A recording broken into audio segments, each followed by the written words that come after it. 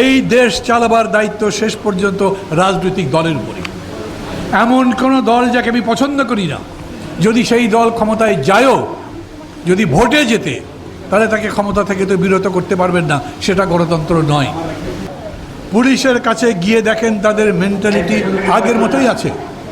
তারা ভয় পাচ্ছে জনগণকে মোকাবেলা করতে, সেগুলো সমস্যা হচ্ছে। কিন্তু এই পুলিশ দিয়ে তো ভোট করা যাবে না। কেবলমাত্র আইজির জায়গায় একটা আইজি বসলো, কিছু ঊর্ধ্বতন কর্মকর্তার জায়গায় আপনি বদলি করে একটা দুটো ভালো লোকও দিলেন, সেটা কিন্তু জনবান্ধব কোনো পুলিশ প্রশাসন তৈরি করবে না। একটা জনবান্ধব পুলিশ প্রশাসন যেটা জনগণের নির্বাচনকে নিশ্চিত করবে, তার জন্যে কতদিন লাগবে সেটা বলেন। একটা প্রশাসন যেটা জনবান্ধব হবে, তার জন্যে কতদিন লাগবে সেটা বলেন। বলেন এই যে কালো টাকা এই রকম করে ছড়িয়ে আছে, তাদের প্রভাব দৌরাত্ম্য কমাবার জন্যে, মানে এক কথায় শুধুমাত্র একটা যথাযথ নির্বাচন দেবার জন্যই এজেন্ডাটা অনেক বড়। মির্জা ফখরুল ইসলাম আলমগীর যখন গেলেন, প্রধান উপদেষ্টাকে বললেন আপনারা কীরকম সংস্কার করতে চান বলেন। আমি তখন বলেছিলাম উনি কেমন সংস্কার করতে চান সেটা বলেন কেন, আমরা কেমন সংস্কার করতে চাই তা তো বলেছি। আমরা কীরকম দেশ চাই, কীরকম রাষ্ট্র চাই, কীরকম কন্ট্রাক্ট চাই, কীরকম বন্দোবস্ত চাই, সেটা তো বলেছি। উনি তার জবাবে বলুন যে এই কাজগুলো করতে তার এই এই জিনিস লাগবে, এতটা সময় লাগবে। কিন্তু আজ যখন তারা বলছেন সংস্কার করব আমরা, ততদিন সময় দিন, তখন তো বলতে হবে কী কী এজেন্ডা সংস্কারে আছে সেটা বলেন, এবং তার জন্য কতদিন লাগবে সেটা বলেন। এই ব্যাপারে এই এক মাসে আমি কোনো লাইট দেখতে পাচ্ছি না। এখন হয়তো তাদের কাছে আছে, অথবা তারা মনে করছেন এখনই বলা যাবে না, কিন্তু এটা সত্যি, যদি জাতীয় ঐকমত্যের ভিত্তিতে না যান তাহলে কোনো জিনিস সফল হবে না। আমি এই প্রসঙ্গেই মনে করি সরকারকে বিচার করা দরকার। এক মাস নিশ্চয়ই মূল্যায়নের জন্য যথেষ্ট নয়, but still morning shows the day. যা দেখছি তাতে প্রশ্ন যা তৈরি হচ্ছে সেটা বলছি, এটা জবাব যে আমরা পাবোই তার তো কোনো সিস্টেম নাই, ওনারা যে জবাব দেবেনই এরকমও সিস্টেম নেই। অতএব একটা ডিসকোর্স সিস্টেম চালু করতে হবে। আপনি যদি ফ্লাড নিয়ে এনজিওর সঙ্গে কথা বলতে পারেন ঘন্টা ধরে, আপনি যদি ব্যবসায়ীদের ডেকে কথা বলতে পারেন যারা বিগত স্বৈরাচারের সঙ্গে আপোষ খালি করেনি, বলেছে যতদিন থাকবেন ততদিন তাদের রাখবো, তাহলে আমাদের সাথে কথা বলতে পারবেন না কেন? ওই যে দাদা বললেন, সুব্রত দা বললেন, যারা স্বৈরাচারের সরাসরি দোষর ছিল তাদেরকে সব জায়গায় দাওয়াত করছেন, কিন্তু বাকি জায়গাগুলো করছেন না। মনে হতে পারে আমি খুব নেতিবাচক বলছি, কিন্তু তা না।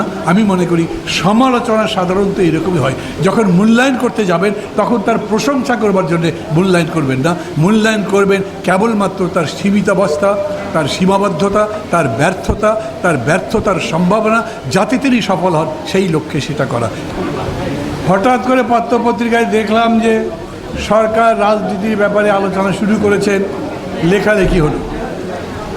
তারপরে আবার আমাকে, যেহেতু আমি জোটের কোঅর্ডিনেটর, আমাকে জানানো হলো সরকারের পক্ষ থেকে আপনাদের সাথে তো কথা একবার হয়েছে, আর এখন আমরা কথা বলছি না। আমাদের সঙ্গে কথা হয়েছে নির্দিষ্ট একটা বিষয়ে, কোনো রাজনৈতিক বিষয় নয়। এই পুরা বিষয়টাই রাজনৈতিক। অভ্যুত্থান, ক্ষমতা দখল, নতুন অন্তর্বর্তী সরকার গঠন, কোনোটাই রাজনীতির বাইরে নয়। এই সরকার যে পথে যাবে, যেখানে যাবে, সেটাও একটা রাজনৈতিক বিষয়। কিন্তু রাজনৈতিক আলোচনাটাই শুরু হয়নি। 17টা দলের সঙ্গে বসেছিল তারা, 2000 প্রস্তাব দিয়েছে। এই 2000 প্রস্তাবের মধ্যে নর্থ পোল সাউথ পোল আছে। সরকার গাড়িটা চালাচ্ছেন, দেশের গাড়ি। সরকারকে ঠিক করতে হবে তারা কি রাখবেন কি রাখবেন না। যেমন একজন দীর্ঘদিন আয়নাঘরে থেকে বেরিয়ে এসে বললেন জাতীয় সঙ্গীত বদলে দিতে হবে। সরকার কিন্তু বলেছেন এই ধরনের বিতর্কিত কথায় তারা কান দেবেন না। এই রকম বিতর্কিত, পরস্পর একেবারেই বিপ্রতীপ কথাবার্তা, বিপরীতধর্মী কথাবার্তা তো হচ্ছে। আমার কাছে মনে হয়েছে এই এক মাস এই ব্যাপারে সরকারের রাজনৈতিক দৃষ্টিভঙ্গিটা বোঝা যায়নি। এটা স্পষ্ট। আমাদের কাছে সবচাইতে বড় দায়িত্ব হচ্ছে ফ্যাসিবাদের প্রাথমিক বিজয় হয়েছে তার বিরুদ্ধে। আমরা জিতেছি, সরকার হেরেছে। আমাদের দ্বিতীয় পর্যায়ের লড়াই হচ্ছে যে জন্যে লড়েছি সেটা অর্জন করা। ওরা বলেছে নতুন বাংলাদেশ, আমরা কেউ বলি সমাজতান্ত্রিক বাংলাদেশ, কেউ বলি গণতান্ত্রিক, আমি বলি কল্যাণ রাষ্ট্র, কেউ বলে মানবিক রাষ্ট্র, কিন্তু নির্যাসটা একটাই, আগে যে অত্যাচার নির্যাতনের দেশ ছিল সেটা থাকবে না, নতুন একটা দেশ হবে যেখানে বাস করবার মতো হবে। সেটার মডেল কি, কীরকম করে করবেন সরকার, এই ব্যাপারে যত্নের সঙ্গে আমার মনে হচ্ছে কথাবার্তা এড়িয়ে যাচ্ছেন। আপনারা যেমন আজকে 1 মাস পূর্তি করছেন, খেয়াল করেছেন পত্রিকাগুলোতে ওই 1 মাসের উপরে বহু কথা লেখা হয়েছে, বেশ কয়েকজন উপদেষ্টা কথা বলেছেন। এর মধ্যে একজন উপদেষ্টা খুব স্পষ্ট করেই বলেছেন সংস্কার করতে হবে আমাদেরকে, তার জন্য সময় দিন। আমরা তো দিয়েছি, আমরা এই সরকারের বিরুদ্ধে এখন পর্যন্ত কথা বলিনি। আমাদের মাঝে মাঝে ভয় হয় এই সরকার যে কাজগুলো করতে পারতেন করেননি সেটা যদি বেশি করে বলি তাহলে প্রতি বিপ্লবের শক্তি হয়তো আরও বেশি শক্তিশালী হবে, বলি না, কিন্তু তারপরেও এই কথাটা বলতে হবে আমাদেরকে।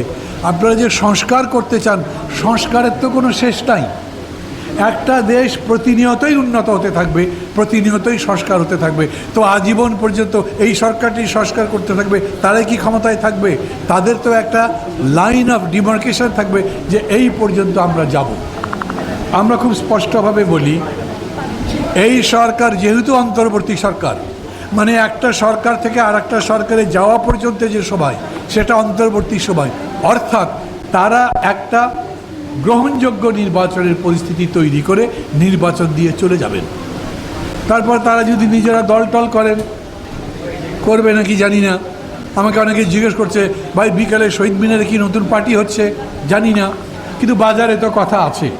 যদি তা করেন তো সেটা করেও তারা ভোটেই আসবেন এবং ভোটে যারা জিতবে তারা যাবে। মনে করবেন এই দেশ চালাবার দায়িত্ব শেষ পর্যন্ত রাজনৈতিক দলের উপরে। এমন কোনো দল যাকে আমি পছন্দ করি না, যদি সেই দল ক্ষমতায় যায়ও, যদি ভোটে যেতে, তাহলে তাকে ক্ষমতা থেকে তো বিরত করতে পারবেন না, সেটা গণতন্ত্র নয়। এই কারণে বিকল্প হতে পারতো যে আমরা সত্যি সত্যি ওই রকম আমাদের আকাঙ্ক্ষার দেশ গড়বার মতো একটা পার্টি, একটা জোট তৈরি করতে পারতাম। সত্যি হচ্ছে সেটা একটা প্রস্তুতির পরিচয় হয়তো আছে, সেটা আমাদেরকে দেখতে হবে। এই অন্তর্বর্তী সময়ের মধ্যে সরকার সবার জন্য গ্রহণযোগ্য নির্বাচন করবার এজেন্ডাও এজেন্ডাও অনেক বড়। পুলিশ কাজ করে না, পুলিশের কাছে গিয়ে দেখেন তাদের মেন্টালিটি আগের মতোই আছে। তারা ভয় পাচ্ছে জনগণকে মোকাবেলা করতে, সেগুলো সমস্যা হচ্ছে। কিন্তু এই পুলিশ দিয়ে তো ভোট করা যাবে না। কেবলমাত্র আইজির জায়গায় একটা আইজি বসলো, কিছু ঊর্ধ্বতন কর্মকর্তার জায়গায় আপনি বদলি করে একটা দুটো ভালো লোকও দিলেন, সেটা কিন্তু জনবান্ধব কোনো পুলিশ প্রশাসন তৈরি করবে না। একটা জনবান্ধব পুলিশ প্রশাসন যেটা জনগণের নির্বাচনকে নিশ্চিত করবে, তার জন্যে কতদিন লাগবে সেটা বলেন। একটা প্রশাসন যেটা জনবান্ধব হবে, তার জন্যে কতদিন লাগবে সেটা বলেন। এই যে কালো টাকা এই রকম করে ছড়িয়ে আছে, তাদের প্রভাব দৌরাত্ম্য কমাবার জন্যে, মানে এক কথায় শুধুমাত্র একটা যথাযথ নির্বাচন দেবার জন্যই এজেন্ডাটা অনেক বড়। মির্জা ফখরুল ইসলাম আলমগীর যখন গেলেন, প্রধান উপদেষ্টাকে বললেন আপনারা কীরকম সংস্কার করতে চান বলেন। আমি তখন বলেছিলাম উনি কেমন সংস্কার করতে চান সেটা বলেন কেন, আমরা কেমন সংস্কার করতে চাই তা তো বলেছি। আমরা কীরকম দেশ চাই, কীরকম রাষ্ট্র চাই, কীরকম কন্ট্রাক্ট চাই, কীরকম বন্দোবস্ত চাই, সেটা তো বলেছি।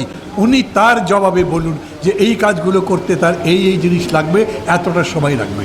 কিন্তু আজ যখন তারা বলছেন সংস্কার করব আমরা, ততদিন সময় দিন, তখন তো বলতে হবে কী কী এজেন্ডা সংস্কারে আছে সেটা বলেন এবং তার জন্য কতদিন লাগবে সেটা বলেন। এই ব্যাপারে এই 1 মাসে আমি কোনো লাইট দেখতে পাচ্ছি না।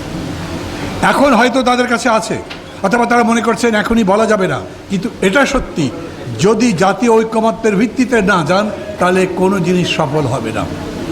আমি এই প্রসঙ্গেই মনে করি সরকারকে বিচার করা দরকার। 1 মাস নিশ্চয়ই মূল্যায়নের জন্য যথেষ্ট নয়, but still morning shows the day. যা দেখছি তাতে প্রশ্ন যা তৈরি হচ্ছে সেটা বলছি, এটা জবাব যে আমরা পাবোই তার তো কোনো সিস্টেম নাই, ওনারা যে জবাব দেবেনি এরকমও সিস্টেম নেই। অতএব একটা ডিসকোর্স সিস্টেম চালু করতে হবে। আপনি যদি ফ্লাড নিয়ে এনজিওর সঙ্গে কথা বলতে পারেন ঘন্টা ধরে, আপনি যদি ব্যবসায়ীদের ডেকে কথা বলতে পারেন যারা বিগত স্বৈরাচারের সঙ্গে আপোষ খালি করেনি, বলেছে যতদিন থাকবেন ততদিন তাদের রাখবো, তাহলে আমাদের সাথে কথা বলতে পারবেন না কেন? ওই যে